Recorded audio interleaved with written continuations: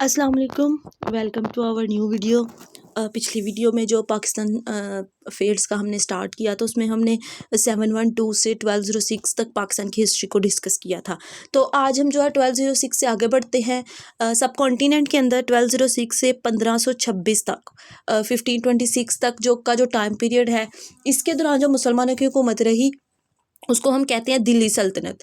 दिल्ली सल्तनत इसको इसलिए कहते हैं क्योंकि इस टाइम पीरियड में जो मुसलमानों की हुकूमत रही वो पूरे इंडिया पे रही।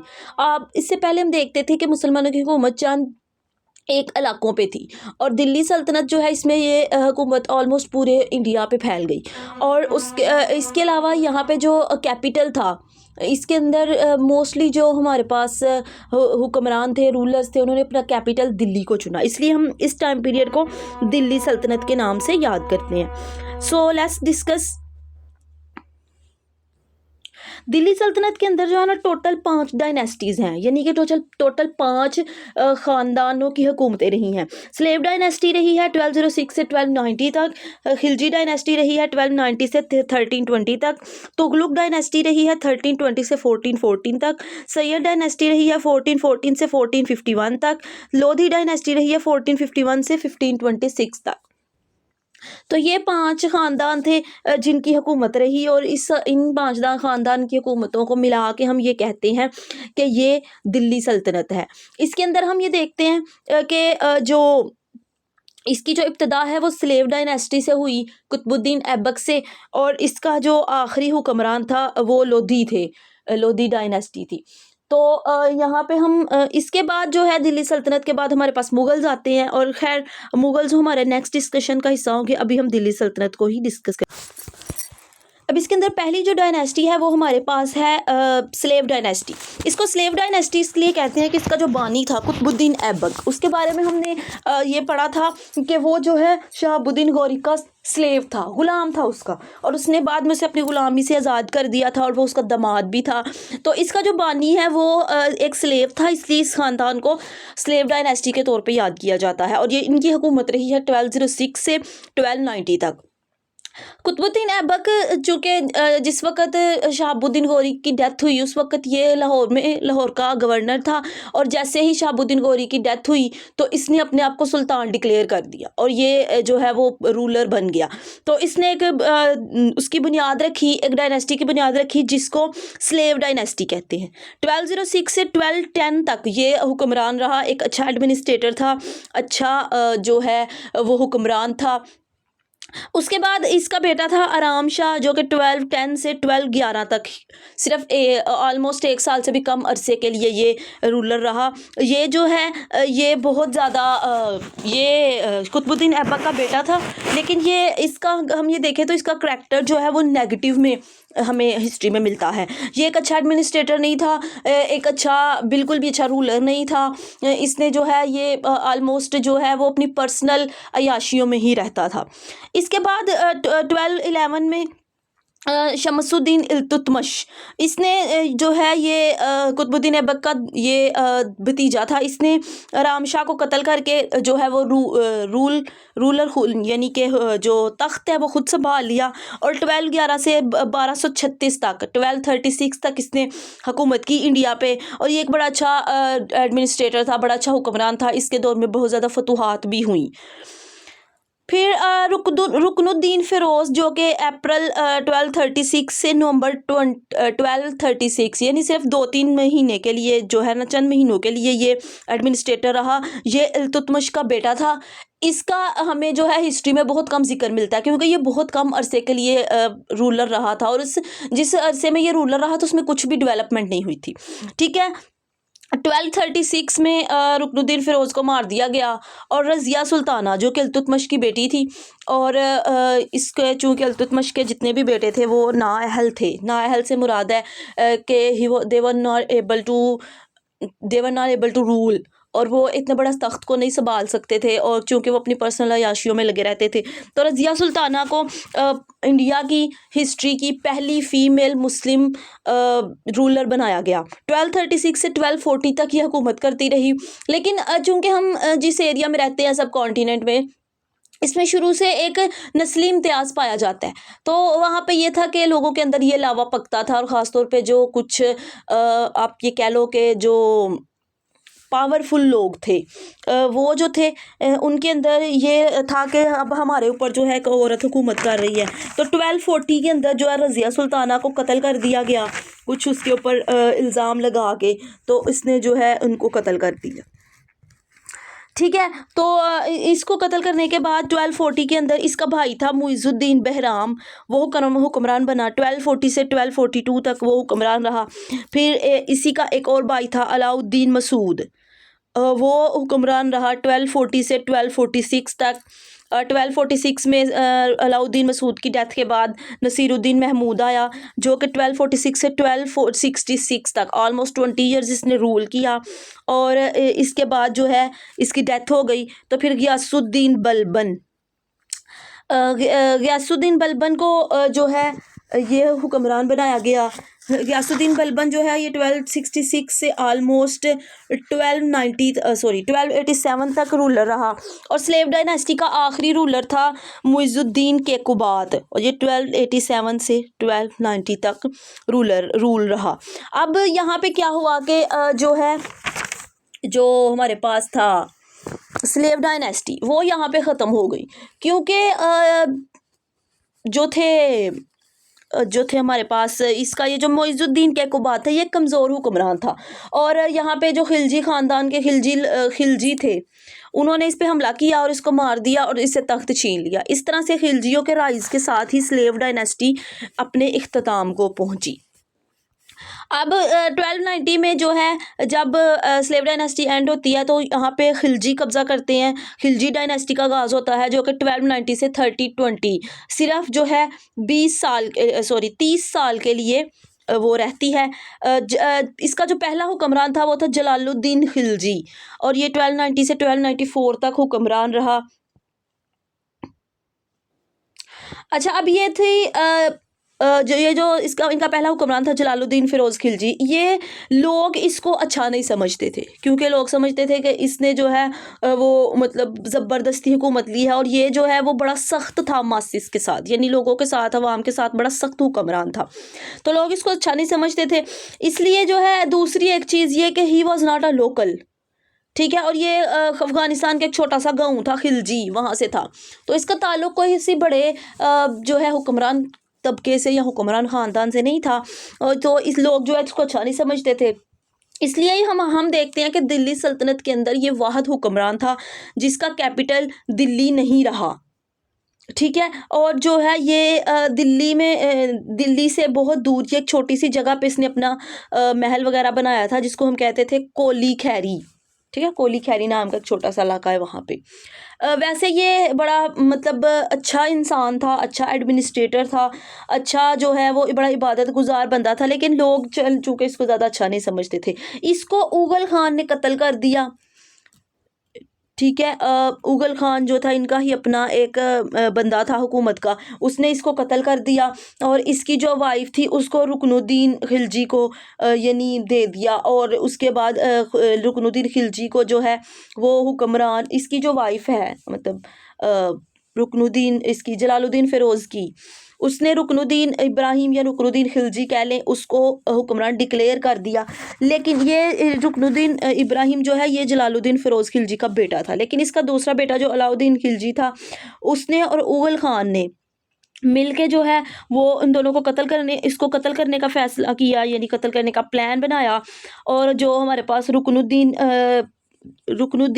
इब्राहिम था, वो सिर्फ 2 महीने या 3 महीने, जुलाई से नवंबर तक, जुलाई 1296 से नवंबर 1296 तक हुक्मरान रहा। जब उसको पता चला कि उसको मारने का प्लान किया जा रहा है, तो वो वहाँ से भाग गया। लेकिन ये लोग उसके पीछे गए और उसको मार दिया, और अलाउद्दीन खिलजी को इन्होंने सुल्तान बना दिया। अलाउद्दीन खिलजी जो था ये रुकनुद्दीन फ़िरोज़ खिलजी का भतीजा था और उसके अलावा ये उसका दामाद था। ये जो था ये इसने देवागढ़ इसके जो थी ये 1296 से 1316 तक ऑलमोस्ट 20 ईयर्स ये रूलर रहा। और इसने जो है इसके बारे में ये कहा जाता है कि इसने दीवागढ़ी पे हमला किया और वहाँ से बहुत सी दौलत इकट्ठी की। इसने अपने भाई उगल खान के साथ मिलके जलालुद्दीन फ़िरोज़ को भी मारा था पहले। मतलब हम ये पढ़ चुके हैं, अभी थोड़ी देर पहले हमने डिस्कस किया कि जलालुद्दीन फ़िरोज़ को उगल खान ने मारा था। तो ये इसका भाई था अलाउद्दीन खिलजी का, यानी कि ये दोनों जलालुद्दीन फ़िरोज़ खिलजी के भतीजे थे और इन्होंने रुकनुद्दीन आलम को भी मार दिया। लेकिन इसने अपनी हुकूमत के दौरान कुछ बहुत अच्छे स्टेप्स लिए। फॉर एग्ज़ाम्पल इसने ट्रेडर्स को रजिस्टर किया, इसने वाइन पे यानी कि शराब पे पाबंदी लगा दी, इसने सोशल गैदरिंग्स पे पाबंदी लगा दी, इसने लैंड सर्वे सिस्टम्स जो है वो इंट्रोड्यूस करवाए, इसने जो है हॉर्स ब्रांडिंग शुरू की। फिर इसका जो एक कमांडर था ज़फ़र खान, यानी कि इसकी फ़ौज का जो कमांडर था ज़फ़र खान ने जो है वो बहुत मजबूत आर्मी बनाई थी। और 1299 में जब मंगोल्स हमला करते हैं तो उसने मंगोल्स को भी शिकस्त दे दी थी। ठीक है, अब क्या हुआ कि 1316 में अलाउद्दीन खिलजी बीमार पड़ गया और इसने अपना जो सारा जो एडमिनिस्ट्रेशन का जो था ना वो हैंड ओवर कर दिया अपने एक दोस्त को जिसका नाम था मलिक काकूल। लेकिन मलिक काकूल ने क्या किया कि इसने 1316 के अंदर 1315 के अंदर इसने उसको हैंड ओवर किया और मलिक काकूल ने इसको स्लो पॉइजन कर दिया और ये जो है 1316 में मर गया। जब ये 1316 में मर गया तो इसके बाद आया शहाबुद्दीन उमर जो कि इसका बेटा था और जो था ये काफ़ी थोड़े अरसे के लिए हुक्मरान रहा, सिर्फ जो है तकरीबन 4 महीने के लिए, जनवरी 1360 अप्रैल 1316 तक। तो इतने थोड़े अरसे में इसकी हुकूमत में कोई ख़ास डेवलपमेंट भी नहीं हुई। और इसका एक भाई था यानी अलाउद्दीन खिलजी का दूसरा बेटा था कुतुबुद्दीन मुबारक शाह।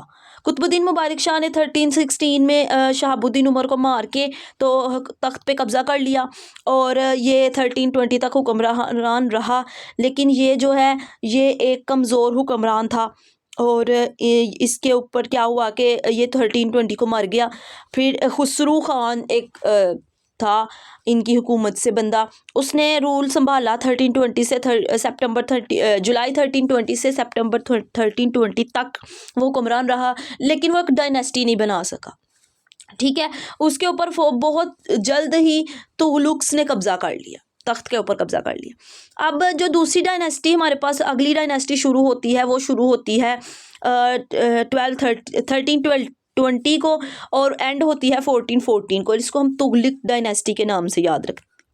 इसका जो बानी था वो था गियासुद्दीन तुगलक। ये 1320 से 1325 तक हुक्मरान रहा, अच्छा एडमिनिस्ट्रेटर था, लेकिन ये एक्सीडेंटली मर गया। जब ये एक्सीडेंटली मर गया तो इसकी जगह पे इसका बेटा आया मोहम्मद बिन तुगलक। इसने अपने बाप की तरह ये भी एक अच्छा हुक्मरान था और जो है ये इसके बाद जो है ये 1351 को इसकी डेथ के बाद इसका बेटा फ़िरोज़ शाह तुगलक जो है वो हुक्मरान बना और 1351 से 1388 तक वो हुक्मरान रहा। उसके बाद तुगलक खान आता है 1388 से 1389 तक। ये फ़िरोज़ शाह तुगलक का बेटा था और ये सिर्फ 1 साल में ही जो है इसकी हुकूमत ख़त्म हो गई। इसको इसके भाई अबू बकर ख़ान ने मार के तख्त संभाल लिया और अबू बकर ख़ान की हुकूमत रही 1389 से 1390 तक।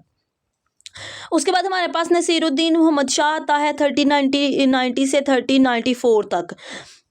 ये जो हमारे पास तुगलक डायनेस्टी के हुक्मरान थे ये आलमोस्ट सारे ही हुक्मरान जो थे वो अच्छे हुक्मरान थे और अच्छे हुक्मरान से जो हमारी मुराद ये है कि ये अच्छे एडमिनिस्ट्रेटर्स थे।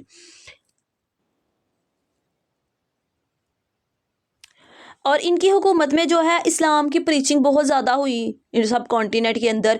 जो सब कॉन्टिनेंट जो था एज अ एरिया उसने बहुत ज़्यादा फ्लोरिश भी किया। नसीरुद्दीन मोहम्मद शाह के बाद हमारे पास सलाउद्दीन सिकंदर शाह की हुकूमत आती है, जो कि सिर्फ जनवरी 1394 से मार्च 1394 तक रही। और उसके बाद उस पर नसीरुद्दीन मोहम्मद शाह तुगलक ने कब्ज़ा कर लिया। ये 1394 से 1413 तक हुक्मरान रहा। He was a such a great administrator और he was such a great ruler. Message इसके बहुत खुश थे। लेकिन इसकी डेथ के बाद नसीरुद्दीन नुसरत शाह तुगलक ने इसका तख्त संभाला 1413 से 1440 तक, और ये एक कमज़ोर हुक्मरान था। लोग इसके कब्ज़े इसके अंडर नहीं थे, तो लोग इसके पाबंद नहीं थे। तो 1414 के अंदर जो खिज़र ख़ान ने इस पे हमला किया और हमला करके इसकी तख्त को गिरा के इसको कैद कर लिया, और बरे सगीर के अंदर एक नेक्स्ट डायनेस्टी की बुनियाद रखी, जिसको हम सैयद डायनेस्टी कहते हैं। ये 1414 से 1451 तक सैयद डायनेस्टी हमारे पास चलती है। इनका पहला हुक्मरान जो था खिज़र ख़ान था। ये जो सैयद डायनेस्टी है, इसमें हम देखेंगे कि इसमें कोई बहुत ज़्यादा पर्टिकुलर डेवलपमेंट्स नहीं हुई, ऑल्दो का ये 37 ईयर्स तक जारी रही, और इसके अंदर कोई पर्टिकुलर डेवलपमेंट्स नहीं हुई। और ख़ासतौर पर अगर हम इस्लाम के हवाले से देखें तो कोई ख़ास प्रीचिंग भी नहीं हुई। खिज़र ख़ान था, 1414 से 1421 तक हुकूमत की उसने 7 साल। फिर उसका बेटा आया मुइज़ुद्दीन मुबारक, और ये 1421 से 1413 तक रहा। फिर जो है मोहम्मद शाह 1434 से 1444 10 साल तक ये रहा। और फिर मोहम्मद शाह का बेटा था, इसकी डेथ के बाद ये हुक्मरान बना आलम शाह, और ये 1444 से 1451 तक इसने 7 साल ये हुकूमत रही। लेकिन क्या हुआ कि 1448 में ये जो आलम शाह था, इसने जो है बगैर किसी को बताए, बगैर कोई ऐलान किए, इसने तख्त छोड़ दिया और ये बादून नामी एक इलाके में चला गया, और वहाँ पे जो है ना वो बड़ी लग्जरियस किस्म की लाइफ गुजारने लगा। फिर ये क्या हुआ कि जो 1448 से 1451 तक ऑलमोस्ट 3 साल जो है ये ऑलमोस्ट तख्त जो है वो खाली रहा। और फिर एक अफ़गान था बहलोल लोदी, उसने जो है ये डिफरेंट स्टेट्स का गवर्नर रहा था। उसने अपनी आर्मी के साथ जो है वो हमला किया, और चूँकि वहाँ पे कोई रेजिस्टेंस ही नहीं थी, राम शाह तो जो था वो अपनी फैमिली को लेके चला गया हुआ था बदून, तो उसने जो है इस पे कब्ज़ा कर लिया, और बरसगीर के अंदर एक अगली डायनेस्टी की बुनियाद रखी, जो कि लोधी डायनेस्टी है। लोधी डायनेस्टी जो है ये दिल्ली सल्तनत की आखिरी डायनेस्टी है, और ये जो है 1451 से 1526 तक रही। इसका जो पहला हुक्मरान था ये था बहलोल लोधी, 1451 से 1489, ऑलमोस्ट 38 ईयर्स इसने हुकूमत की, और इसने स्टेट को बहुत स्ट्रॉन्ग स्टेट बना दिया। ख़ास तौर पर डिफेंस के हवाले से इसने बड़ी स्ट्रॉन्ग किस्म की आर्मी तैयार की, बड़ी स्ट्रॉन्ग किस्म की जो है बड़ी स्ट्रॉन्ग किस्म की इसने आर्मी तैयार की, और बड़ी स्ट्रॉन्ग किस्म की जो है उसके पास बहुत ज़्यादा हथियार थे, बहुत स्ट्रॉन्ग स्टेट इसने बनाई, बहुत अच्छा एडमिनिस्ट्रेटर था। और ये कहा जाता है कि इसकी हुकूमत में बहलोल लोधी और इसके बाद जो सिकंदर लोधी इसका बेटा था, इसके हुकूमत में, इन दोनों की हुकूमत में जो है जो 66 ईयर्स थे इन दोनों की हुकूमत के, और इन दोनों की हुकूमत के 66 ईयर्स में जो लोधी डायनेस्टी है वो अनडिफीटेबल थी, क्योंकि इसकी डेथ होती है ना 1489 को, और इसका बेटा तख्त संभालता है सिकंदर लोधी 1489 में, और ये 1517 तक ऑलमोस्ट 28 ईयर्स हुकूमत करता है। और ये भी अपने फादर की तरह बहुत अच्छा एडमिनिस्ट्रेटर था। इसने बहुत स्ट्रॉन्ग स्टेट को बहुत स्ट्रॉन्ग बनाया। इसने जो है वो बहुत स्ट्रॉन्ग आर्मी तैयार की, और ये आर्मी की बहुत ज़्यादा, यानी कि अपनी आर्मी की बहुत ज़्यादा सरपरस्ती बड़े अच्छे तरीके से करता था, उनकी ज़रूरियात का ख्याल रखता था।